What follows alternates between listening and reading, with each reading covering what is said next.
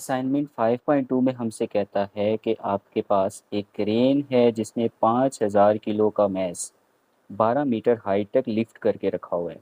अचानक ये क्रेन क्या करती है कि उस मैस को अनहोल्ड कर लेती है, यानी उस मैस को नीचे गिराती है। तो हमने ये बताना है कि ये मैस जब नीचे गिरेगा तो ग्राउंड से टकराने से जस्ट बिफोर इसके पास काइनेटिक एनर्जी कितनी होगी।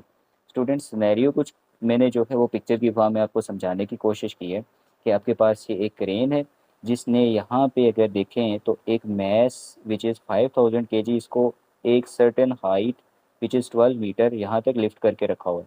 अगर वो यहाँ अपनी इस हुक से इस मैस को अनहोल्ड कर ले तो ये मैस नीचे ग्राउंड की तरफ गिरने लगेगा।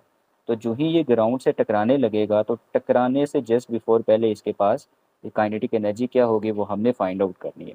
सॉल्यूशन बिल्कुल simple. By law of conservation of energy हम जानते हैं जी कि जब ये सर्टेन हाइट पे ग्राउंड से मौजूद है तो कोई भी चीज़ जब ग्राउंड से अबव होती है तो इसने चूंकि यहाँ पे होल्ड करके रखी हुई है अगेंस्ट द ग्रेविटी मूव करवा के, तो इसके पास पोजीशन की वजह से हाइट की वजह से कौन सी एनर्जी होगी, पोटेंशियल एनर्जी।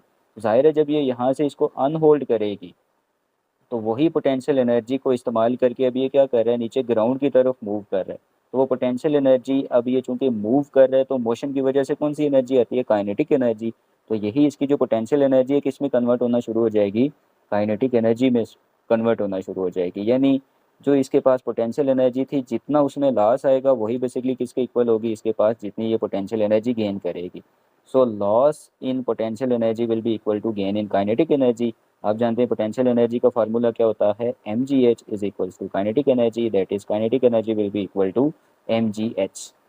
तो काइनेटिक एनर्जी कितनी हो जाएगी हमारे पास, मैस इसका है 5000, जी की वैल्यू 9.8 और हाइट आपके पास आ गई 12। वैल्यूज पुट करके आप सिंप्लीफाई कर लें तो आपके पास इसका जो आंसर आता है वो आता है 588 किलो जोल इसके पास काइनेटिक एनर्जी आएगी।